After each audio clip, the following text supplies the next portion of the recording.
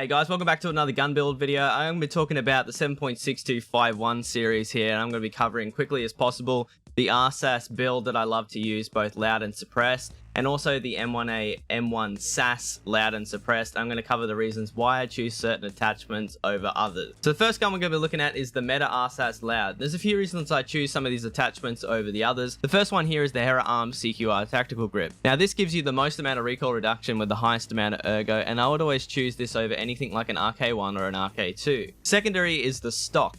Now I know a lot of you guys are going to be like, hey Box, you can get higher recoil reduction with a HKU1, but the reason I always choose this stock here, the Magpul CTR Carbine stock, is because it has 9 ergo and the highest amount of recoil reduction without losing a significant amount of ergo. So now we're going to be looking at the reason why I choose the blast mitigation device and how to mount it to your gun. First thing we're going to be needing here is the direct thread adapter for the Lantac blast mitigation device, and then you can put the Lantac blast mitigation device around it, and then you put the Lantac Dragon 7.6251 muzzle brake inside of that. And the reason that this is so insane is because with all three of these attachments, although it looks a little stupid, it comes in at -3 ergo with the highest amount of recoil reduction coming in at a whopping -16%. The next build we're going to be looking at is the Meta SASS here, and this is the suppressed version. And the only difference between this and the Loud SASS is just simply there is no blast mitigation device. Instead, we're going to be putting the Daniel Defense Wave Muzzle Brake 7.62 x 5.1, coming in at a -7 recoil and +1 accuracy here.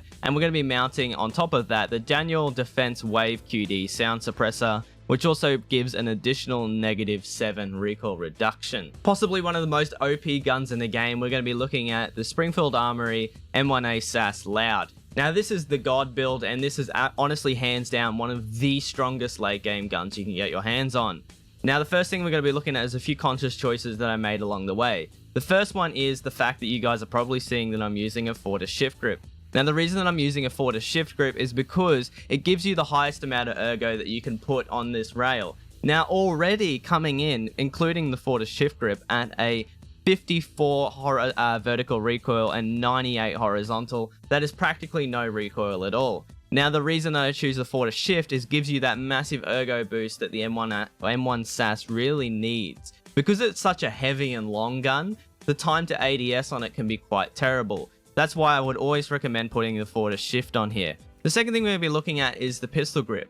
Now the Magpul Mo AR-15 grip actually gives you the highest amount of ergo that you can put on this gun. Unfortunately, you cannot buy these from traders, so you have to buy these from the flea market.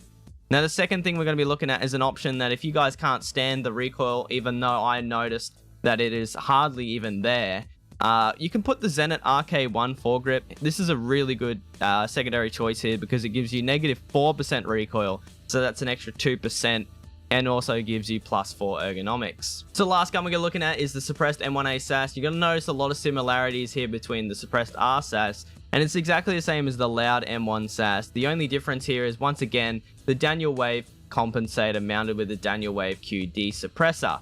However, once you start suppressing it with the suppressor on, you lose about 7 ergo. Now, if you're using like a Reap IR, like the Trigicon Reap IR, you're going to notice that you're always out of breath. So the more ergo, the better. So in this case, if you really feel like your performance of this gun is lacking because of lack of ergo, you can use the Magpul PRS Gen 3 stock, where you sacrifice about 4 points of recoil reduction in the name of an extra 8 ergo. So this actually makes up for the suppressor, and the suppressor gives you a good amount of recoil reduction in the first place. So even if you run this stock on your M1 SASS built like this, you're really not going to notice much of a difference.